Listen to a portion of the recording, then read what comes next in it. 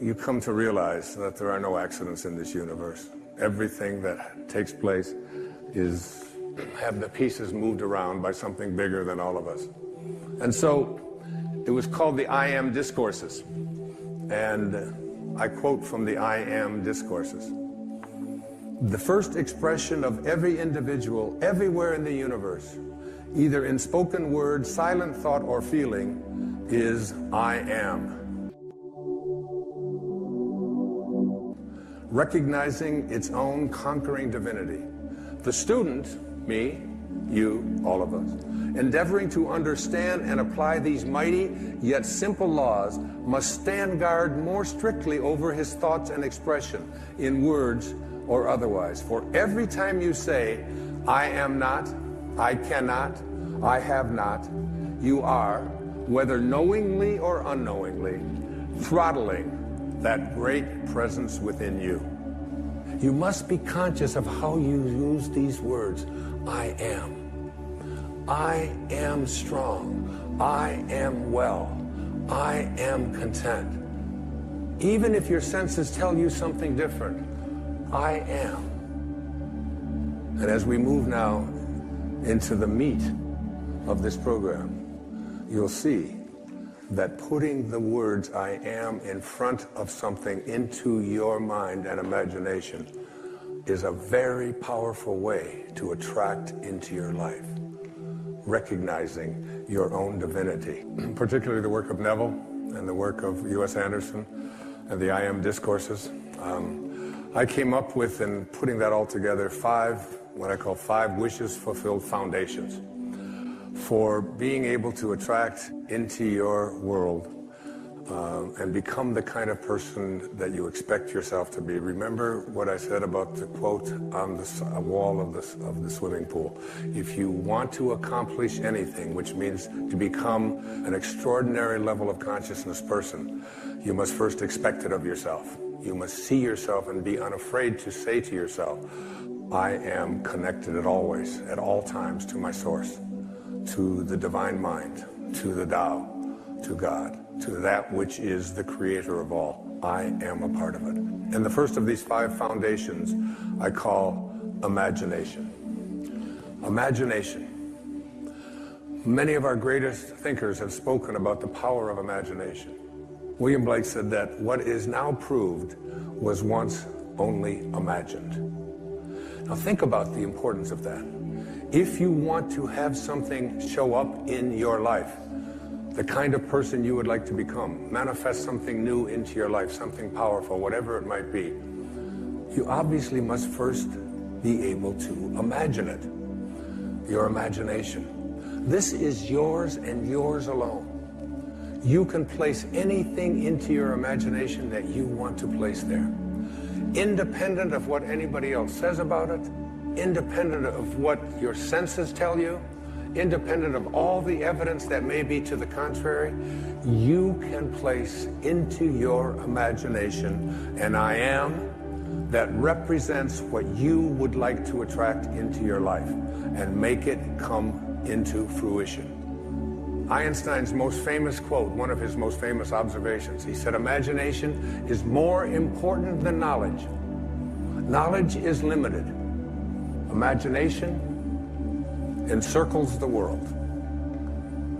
Placing these I ams into your imagination, I had some of you I'm sure know about it because it's been all over the papers and so on, a diagnosis of leukemia a couple of years ago.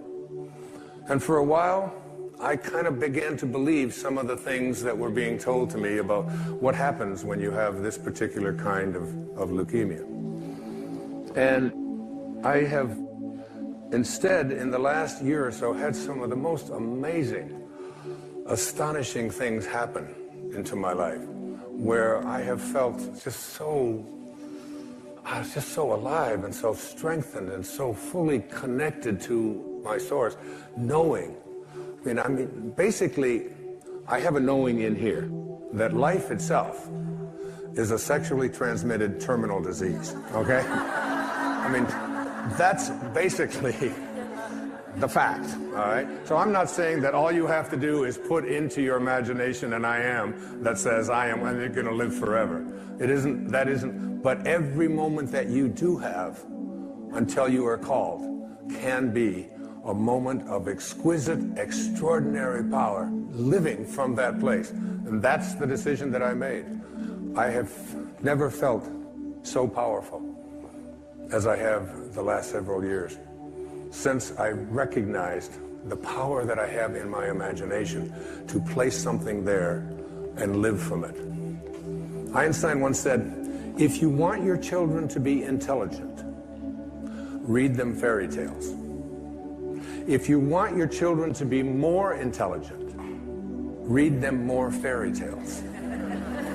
It's one of the reasons I've taken to writing children's books, to give children an opportunity to explore that thing called their imagination from the time that they're just little boys and little girls. What I have in my imagination is a do not disturb sign. And it's like mentally inside, I've placed that in there. I do not anyone to disturb or try to change around anything that I have placed in there about what is possible for me. So you never want to place into your imagination any thought that you would not want to materialize. You never want to allow in your imagination to be contaminated by the way life used to be. Your imagination is yours. Don't let any other people influence you. Never allow people's ideas about what is possible or impossible for you to occupy your imagination. I've called it, throughout my life, I've called it being a scurvy elephant. When I was in the 3rd grade, I was living at a foster home out in Mount Clemens, Michigan, and I came home from school and I talked to Mrs. Scarf and I said, Mrs. Scarf, what's a scurvy elephant? And she said, where did you hear that? And I said, I don't know, Mrs. Poole, my 3rd grade teacher, was talking to the principal, Mrs. Smith, and she said Wayne Dyer was in his classroom and called me a scurvy elephant. So she got on the phone and she called up and the principal said, oh, that's Wayne. He gets everything mixed up. She didn't say that he was a scurvy elephant in her classroom. She said that he was a disturbing element in her classroom. A disturbing element is someone who has in their imagination the possibility that they can do anything, that all things are possible. Again, it's one of those great lines from the New Testament. With God, all things are possible. Now you tell me, what does that leave out? What does all things are possible leave out? That doesn't leave out the possibility that we can defy gravity, that we can soar, that we can heal ourselves, that we can create magnificent prosperity in our life, that we can change the world. I said at one of the breaks here to the audience here tonight, I really believe that if this message gets out there into the world, we can shift the consciousness of this planet. If enough of us begin to believe, we're placing into our imagination a world that we want to live in, that has no limitations, and that is based on living from a place of love and kindness and God consciousness and spiritual awareness, divine mind at work. I believe it's possible. If enough of us begin to believe that we can create that kind of a world, if public television can put on these kinds of programs, which is why I am a part of public television, because this is what they broadcast. This is what comes into our homes. The energy of all things are possible, not the energy of violence and hatred and, you know, and all of the silly stuff that you see so frequently on commercial and cable television, especially the violence and especially the rude communication between young children and their parents and so on. You don't see that here. It's why I'm here raising money for this station and all public television stations. Einstein, once again, this man of imagination, said logic will get you from A to B, but imagination will take you everywhere. That's the first of these wishes fulfilled foundations. The second foundation is very significant and very important. I call it living from the end.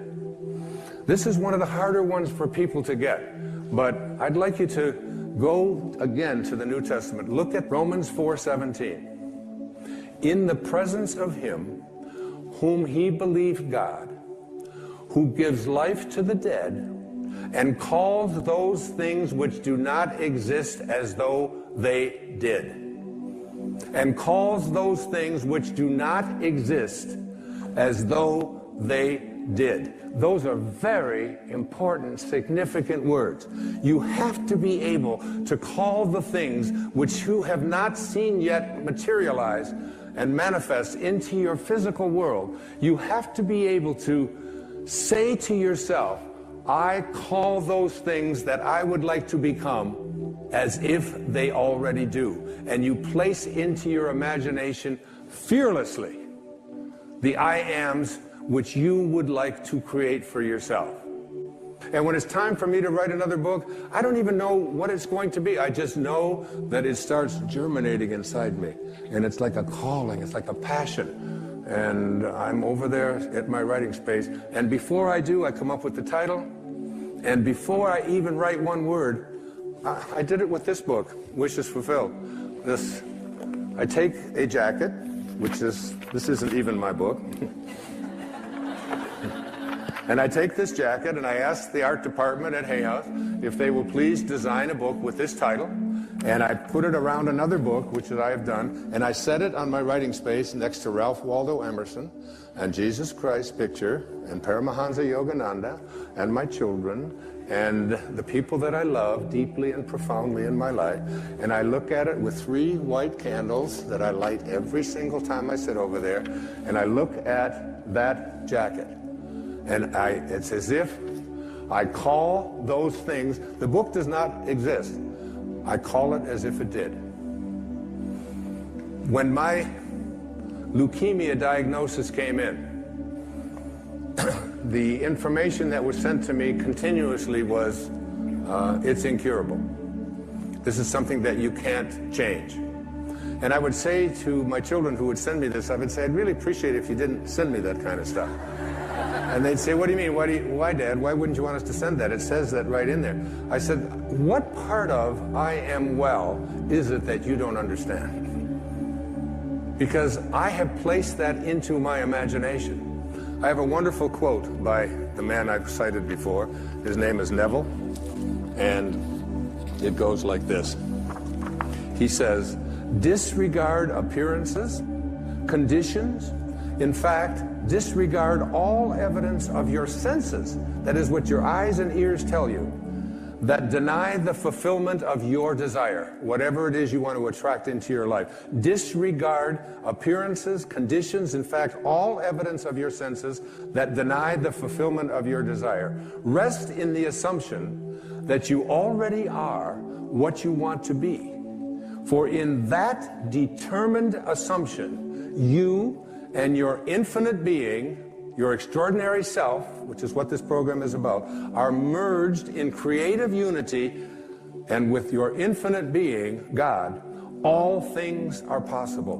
God never fails, and you are a piece of that which never fails. And you are going to move beyond just being a piece and just being a fragment and just being a segment until it becomes your overwhelming knowing that you have within you this divine capacity. You don't need evidence of your senses. I wrote a book a few years back.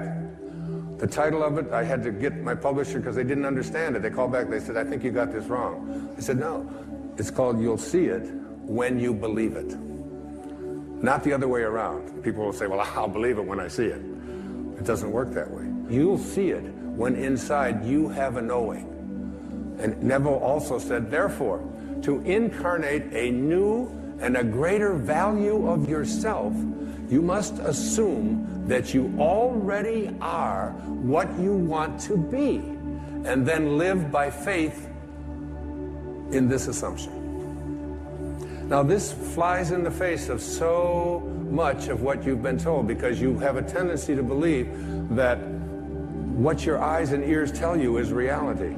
But this is what we know by our senses. Just this little tiny fragment. I can't even get, it's like a millionth of a millimeter. And all that is unknown is in the invisible, in the imagination. And most of our attention is focused on, this is my beliefs and my disbeliefs about what is possible and what isn't possible are here. And it's an endless universe. So placing I ams into your imagination is one thing. It's an intellectual act. Living from the end means that you call the things which do not exist as if they did. You begin to say to yourself, you don't have to say it to anyone else, you don't have to write it down, you don't have to get anybody else's approval, you don't have to look on the internet, you don't have to do anything like that.